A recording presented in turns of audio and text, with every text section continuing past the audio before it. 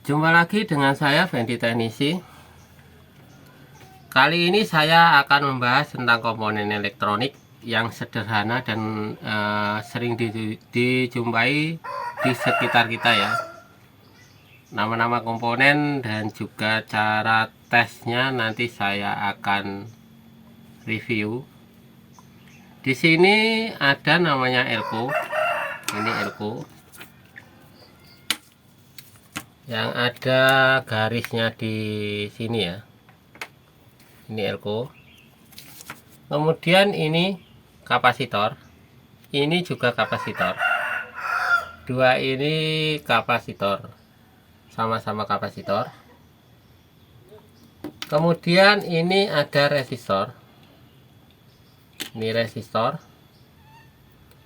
dan ini ada dioda. Ini dioda.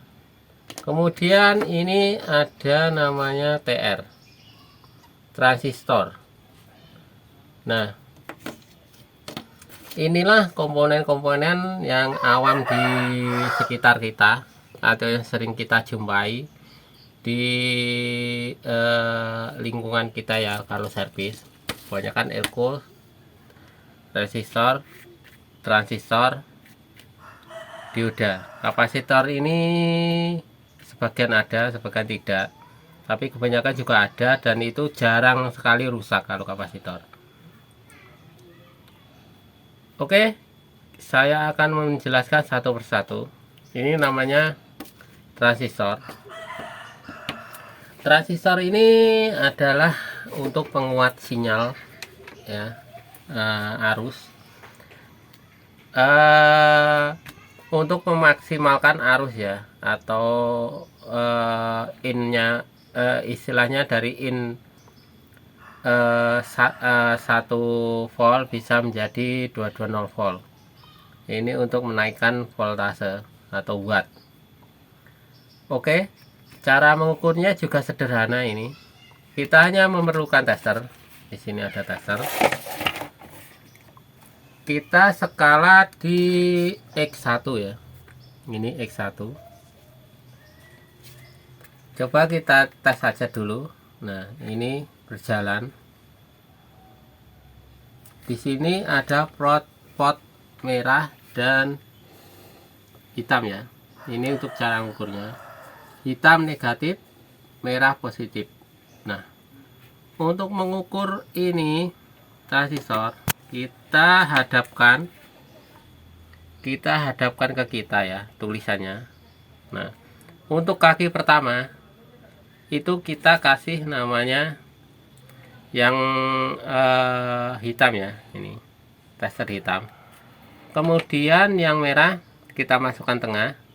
Kita lihat jarumnya jalan atau tidak. Di sini jarum jalan, berarti ini masuk, harus masuk. Kemudian kita ke sini masuk. Terus kita balik, untuk merah kita taruh di sini.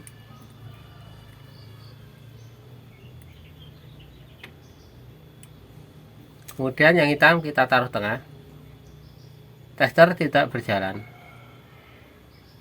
berarti menandakan ini hidup atau normal.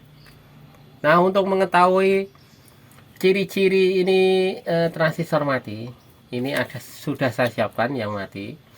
Kalau mati, kita cek ya dari tengah. Ini seperti biasa, ini hidup semua, jalan untuk testernya. Kemudian kita balik, kita tes, itu tetap jalan. Nah, kalau kita tes semua bolak-balik itu jalan, berarti ini kapasitor mati atau tidak bisa digunakan.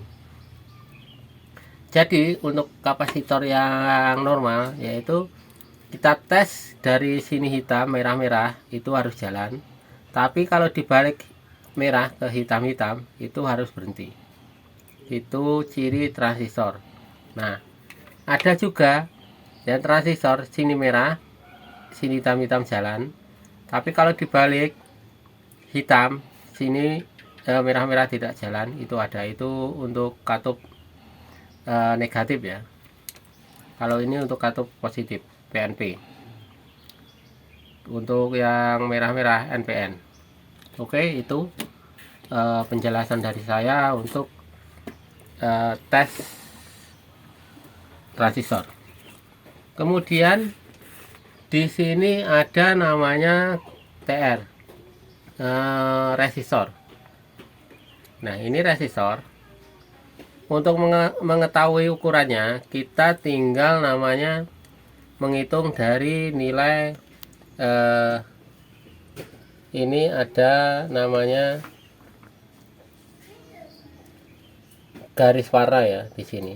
Ini ada coklat, hitam, merah, dan di sini emas. Cara ngitungnya itu dari coklat dan kemudian hitam, kemudian merah. Nanti ketemunya berapa? Nah, untuk ini coklat, hitam, merah, emas. Itu berarti ini 1 kilo. Nanti ada, kita kalau bingung kita tinggal download aja aplikasi pembaca resistor, itu lebih mudah. Nanti kita tinggal masukkan warnanya, kode warnanya, nanti udah muncul itu berapa kilo. Seperti itu, cukup mudah. Kalau kita tester ini tetap jalan di X1 itu jalan karena ini 1 kilo. 1 kilo berarti ini harus mentok 1 kilo. Nah, ini 1 kilo. Inilah cara ngukur resistor ya. Dan untuk mengetahui nilainya kita tinggal melihat gelang warnanya di sini. Seperti itu, mudah untuk resistornya. Kemudian untuk kapasitor, ini kapasitor. Kita lihat kapasitor ini untuk pengukurannya. Kalau kita ukur segini itu tidak bergerak, berarti ini hidup. Kalau kapasitor ini harus tidak bergerak sama sekali, itu dinyatakan hidup. Kalau tidak bergerak sama sekali, hidup. Kalau untuk kapasitor yang mati, ini sudah saya siapkan yang mati, kita tes itu bergerak, berarti itu mati. Nah, seperti ini. Nah, ini berarti mati, ini hidup. Inilah untuk kapasitor pengukuran seperti itu ya. Kemudian di sini ada namanya dioda. Dioda di sini, dioda ini udah tidak terlalu kelihatan ya. Untuk positif negatifnya. Kalau untuk positif biasanya di sini di lingkaran ini ada garis putihnya atau yang lain, cuma ini tidak ada ya. Nah, untuk mengetahui ini kutub positif atau negatif untuk dioda yang udah tidak ada garisnya, kita tinggal menggunakan tester. Kita coba ya di sini dan di sini. Di sini tidak bergerak. Kita balik. Tester bergerak. Jadi untuk kutub positifnya berarti di sini. Berarti biasanya di sini ada garisnya, yaitu positif di sini. Cara mengukur dioda juga gitu. Kalau kita taruh sini, kita taruh begini, ini nyambung, kita balik, tidak nyambung, berarti dioda ini normal. Tetapi kalau kita bolak-balik, tesnya kita bolak-balik, dan ini nyambung semua, berarti dioda ini mati. Cukup simpel untuk pengukuran dioda ya, hanya dengan bolak-balikan tester di skala X1 itu. Kalau bolak-balik nyambung berarti ini mati. Kalau ini tidak nyambung salah satu, itu berarti hidup. Seperti itu cara tesnya ya. Dan ini ada namanya elko. Nah, di sini tertulis ada 35 volt 680 mikro. Ini elko-nya 35 volt 680 mikro. Seperti ini seperti ini bentuk dari elko ya. Seperti ini. Nah, kita akan coba tes. Ambil satu dulu. kita tes posisi dengan AVO aja ya. Sebenarnya ini untuk kapasitor itu menggunakan namanya ESR, tapi kita tidak mempunyai ESR. Kita colokkan ke main, sama yang positif jalan nggak? Itu jalan, tapi harus balik. Nah, kalau tester itu balik berarti ini masih normal. Kita balik lagi, itu harus jalan bentok. Nah, dan dia berbalik pelan-pelan untuk pengukurannya ya. Kita coba lagi, ini ke positif, ini yang negatif. Kita lihat itu jalan, ini jalan.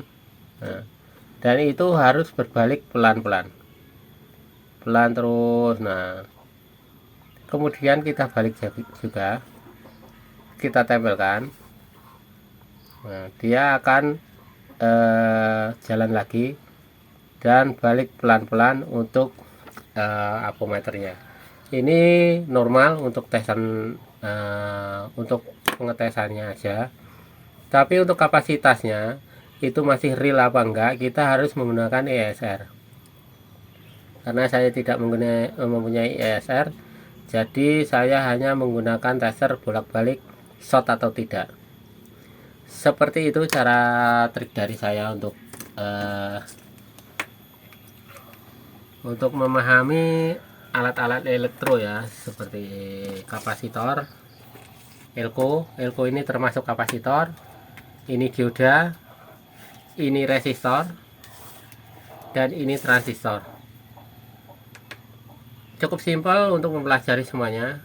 Semoga ini jadi bermanfaat untuk semuanya ya, untuk mempelajari tentang elektronik. Kemudian kita tinggal mempelajari namanya voltase nanti ya. Kita tunggu part berikutnya ya untuk mempelajari voltase. Oke, terima kasih. Saya Fendi Teknisi. Semoga bermanfaat dan bisa menjadi referensi ke depan. Terima kasih. Selamat mencoba.